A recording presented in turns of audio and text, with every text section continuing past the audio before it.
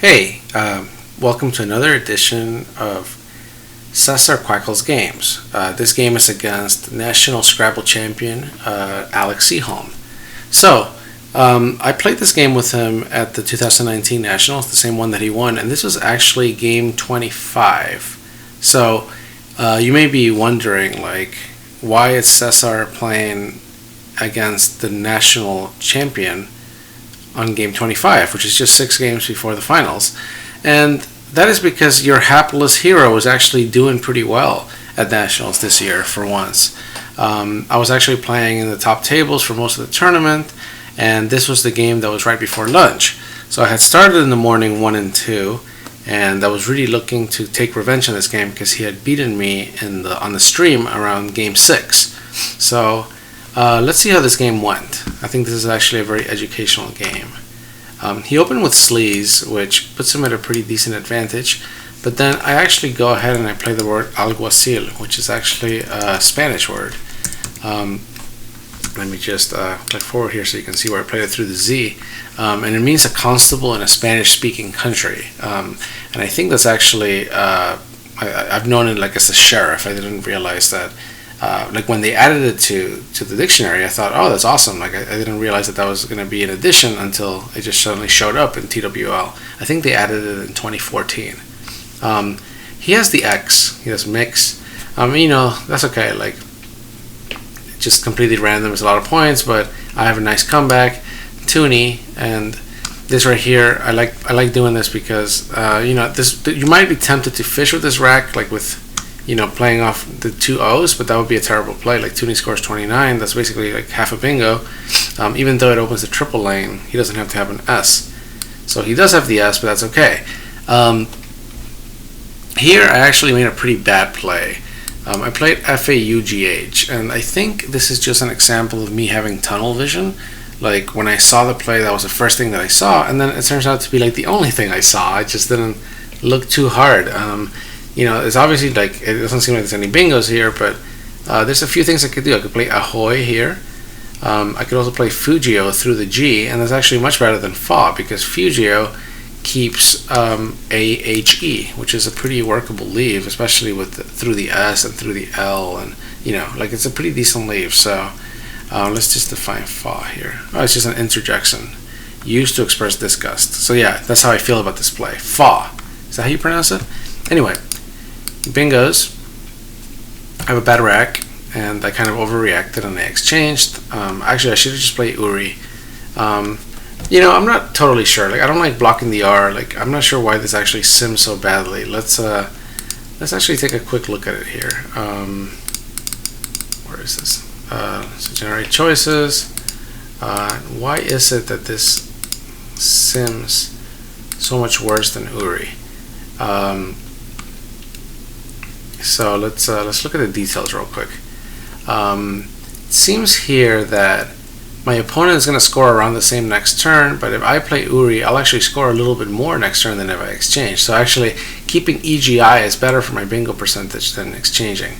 Not only that, but I get the extra 10 points, so it just makes sense. I guess it wants me to, I don't know, go for some bingo, starting here. I don't know.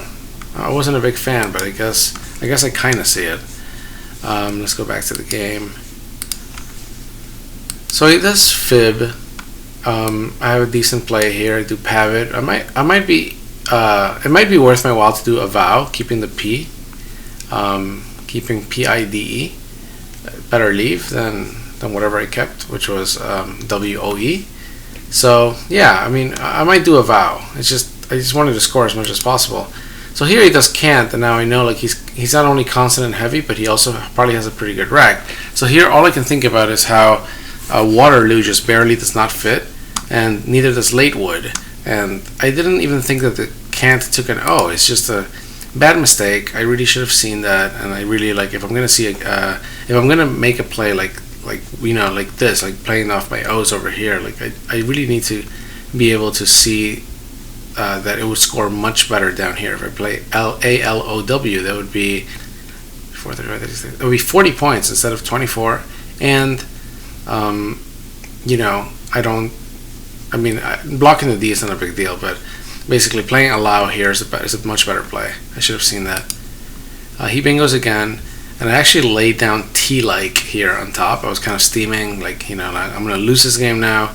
So I laid T-like on top, and then I took it back. So now he knew that I had T-like. And the reason I took it back is because EY is not a word. I ended up just playing KI.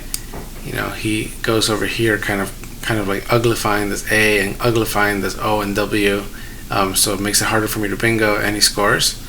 And at this point, I think that Quackle doesn't like what I did. Originally, I think I laid down ELIDE or EIDE. I don't remember which one.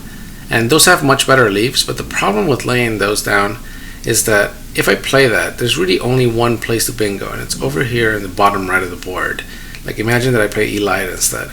Then all he has to do is just play something here to block from the S, or even pluralizing alguacil, and then I have to get lucky to bingo from the W. Like, it's unlikely. I mean, that could happen too, but this is the main spot. So he just blocks here, and then I'm very unlikely to win. So I like playing Latin, because at least that gives me a chance.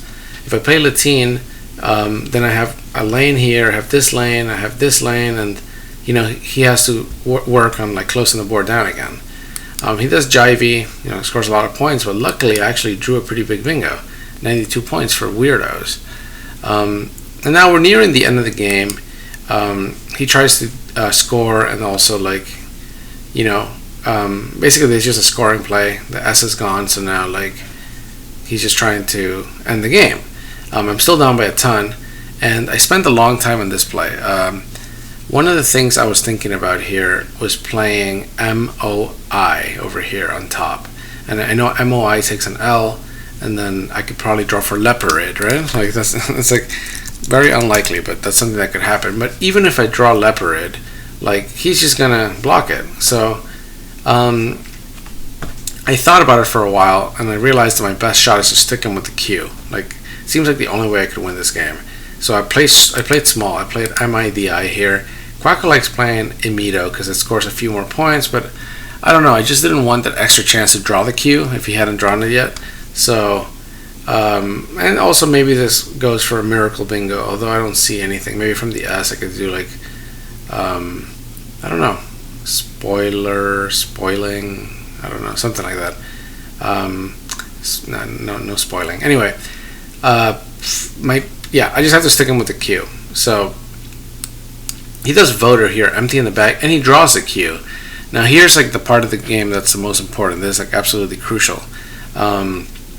When he's stuck with the Q, my main problem here is trying to figure out how to win the game now. I'm still down by over 50, and I basically have to start listing plays, right? So if you look at my rack, I have DGILOPR, and I have to start listing plays that are one tile plays. So I listed something like pod, for example, that goes over here.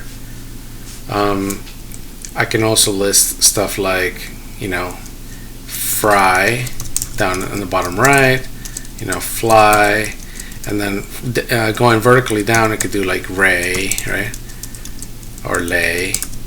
And then I can even if I do ray or lay over here on the bottom right, I can even put an O in front, so I can make O-bit. So I was just listing plays down, trying to see everything I could. AAL over here. So basically, just trying to figure out how to win this game. He has tiles too, right? But maybe I can actually win it. So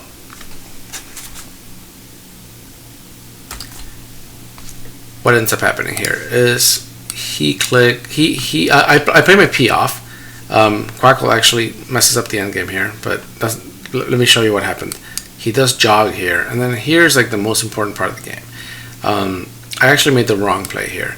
I just cashed in my D too quickly. I guess I was worried that he would block it. I didn't quite see that I could just play AD, DAH here. But what I should have done is, besides listing my own plays, is I should have also listed my opponent's plays, Alec's plays. I should have listed the fact that he has ENQR. So where is he going to go? He's going to put his R over here, and then he's going to get enough points then. So I needed to block over here before he went there. So if we play out the game, you'll see why, why I want to put my R there. And it's actually like pretty interesting. Let's over here. So let's say that I play REI.